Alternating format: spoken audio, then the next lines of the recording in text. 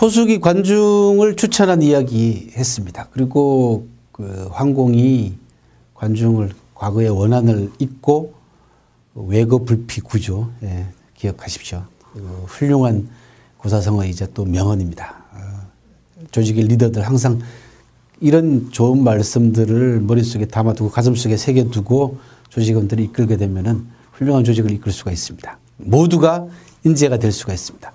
근데 인재를 추천하든지 뭐 이런 이야기들은 전부 다 뭐냐 그러면 인간관계의 문제입니다. 어차피 저희들이 인간과 어울려서 살 수밖에 없는 그런 그 세상 아닙니까? 더더군다나 이제는 세상이 공동체 시대로 가고 있습니다. 전문가의 표현에 따르면 그걸 이질적 공동체라고 합니다. 민족도 다르고 종족도 다르고 언어도 다르고 문화도 다르고 다 다르지만 이제는 공동체가 돼가고 있는. 그렇죠. 지금 뭐 쉽게 얘기하면 글로벌 시대 그런 얘기 많이 하지 않습니까? 하지만 여기서 중요한 것은 인간관계에는 원칙이라는 게 있습니다. 그게 아프리카 사람이 됐든 인도 사람이 됐든 중국 사람이 됐든 원칙이라는 게 있습니다.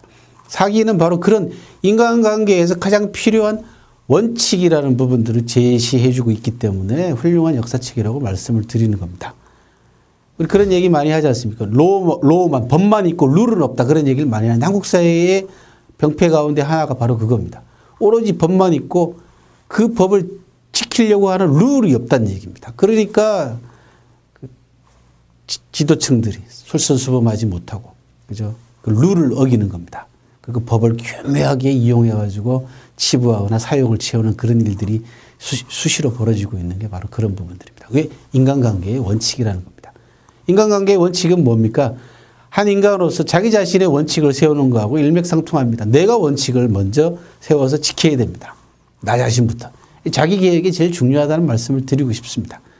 바로 포스과 같은 그런 허심탄회하게 친구지간이지만 자기 자리, 자기한테 돌아올 재상 자리를 양보했다. 왜? 관중이 자기보다 능력이 뛰어나다는 걸 알고 있었다는 겁니다. 알면 어떻게 해야 됩니까? 실천하는 것.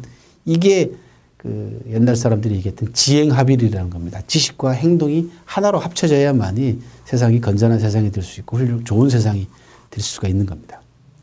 오늘 이야기도 역시 인간관계의 문제인데 우정 이야기입니다. 사기에 나오는 인물들 가운데 우정 이야기들이 상당히 많습니다. 사마천도 그 인간관계에 있어서 최고의 경지로서 우정을 들고 있는데 그 가운데 이제 문경지교라고 하는 유명한 고사성어가 있습니다. 문경지교라는 건 뭐냐 그러면 목을 내놓는 사이란 뜻입니다. 사귐이란 뜻입니다. 그러니까 목숨조차도 내놓을 수 있을 만한 가치가 있는 친구지간의 우정을 얘기합니다. 문경지교라는 것은. 요 문경지교의 그 주인공은 전국시대 말기 조나라에 살았던 두 사람 이야기입니다. 한 사람은 무장이고요. 무인입니다. 장수고 한 사람은 외교관이자 문관입니다. 무장은 연파라는 인물이었고 외교관은 인상녀라고 하는 인물이었습니다. 연파는 조나라의 명장입니다. 그래서 이미 재상반열에 올라가 있는 인물이었습니다. 그런데 인상녀는 그 황관 밑에 있는 식객으로 있던 아주 무명이었습니다. 그런데 황관의 추천을 받아가지고 조나라의 외교관으로 파견됩니다. 어느 나라로 파견되냐면 진나라로 파견이 됩니다. 이 당시에는 이 진나라가 최고 강대국이었습니다. 더더군다나 전국시대 말기였기 때문에 진나라가 점점 더 동방에 있는 6개 나라를 압박해오고 그래서 차례대로 동방 6개 나라를 집어삼키기 바로 그 직전의 상황입니다.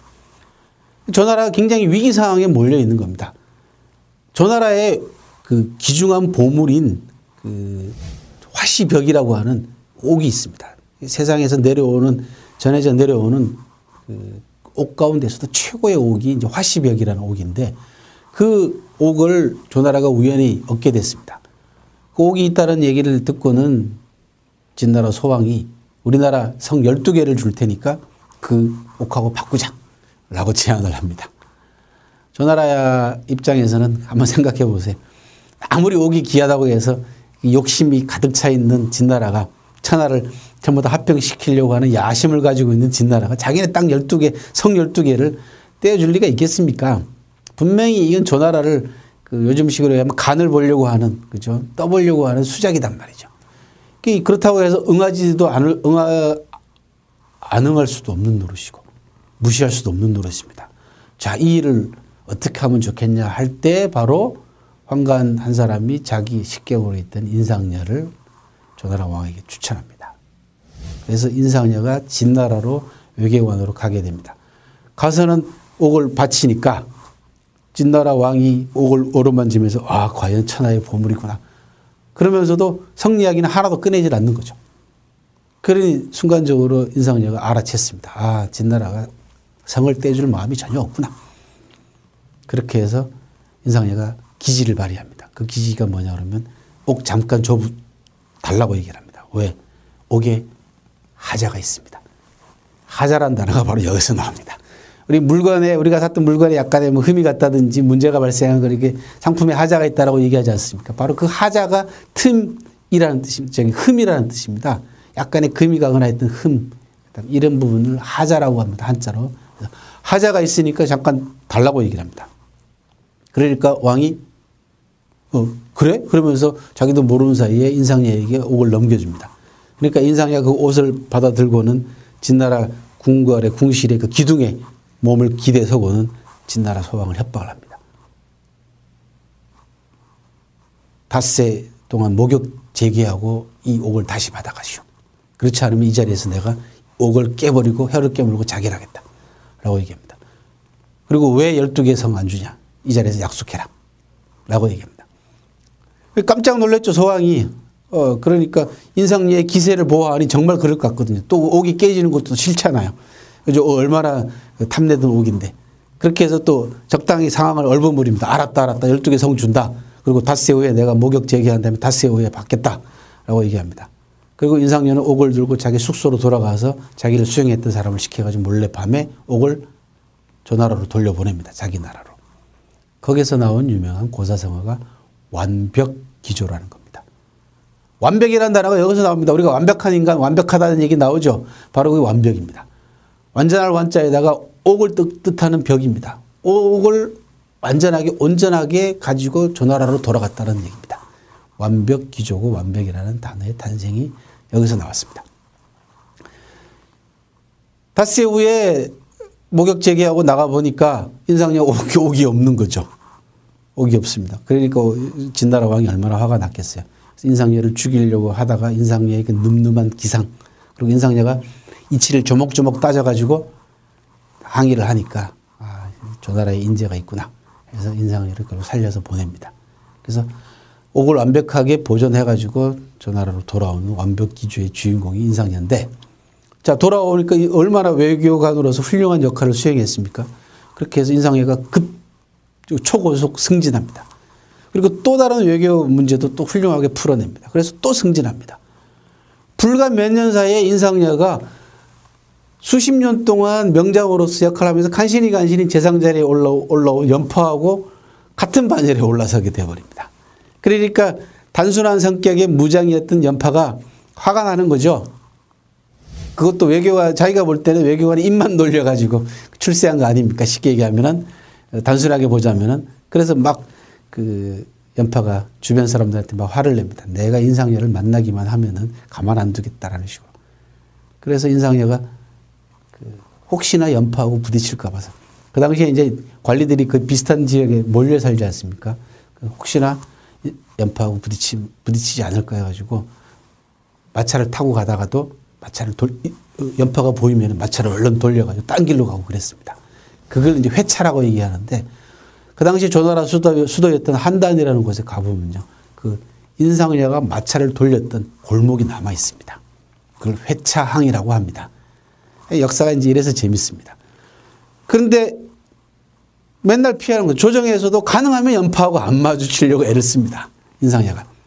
근데 인상여 밑에 있는 식객이나 인상여 식구들이나 하인들은 존심이 상하는 겁니다. 쉽게 얘기하면 왜? 인상여도 재상반열이고 한데 또 인상여가 용기도 뛰어난 사람인데 왜 연파가 무서워가지고 맨날 이렇게 도망다니냐. 볼멘 소리를 하죠.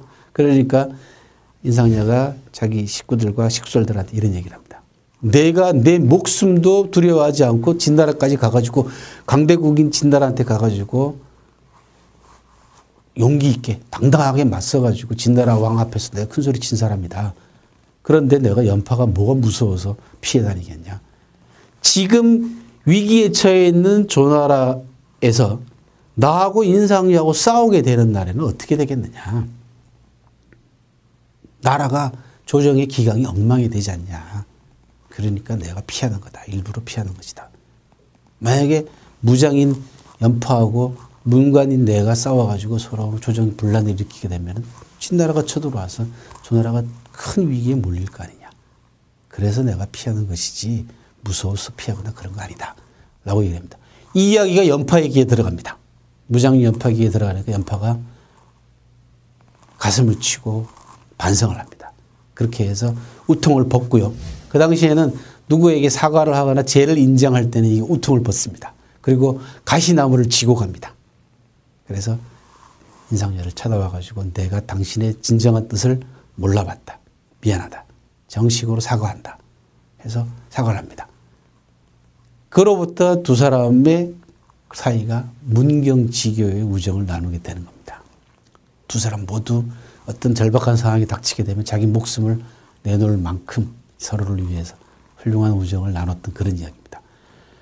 어느 나라든지 이 문무가 조화가 돼야만이 나라가 발전합니다. 그렇지 않습니까? 무관하고 무장하고 막 싸운다고 생각해 보십시오. 나라 엉망됩니다. 그래서 장상화라고 하는 유명한 고사성어를 남기게 됩니다. 장군하고 재상하고, 그러니까 하나는 무를 대표하는 사람과 문을 대변하는 재상이 서로 조화를 이루고 있다. 장상화라고 얘기합니다. 이 두 사람의 조화가 나라의 반석. 물론 조나라가 굉장히 어렵긴 했습니다만은 적어도 인상여하고 연파가 있는 동안은 진나라가 제 나라를 넘보지 못했습니다. 문무조화가 이루어지는 나라가 강한 나라입니다.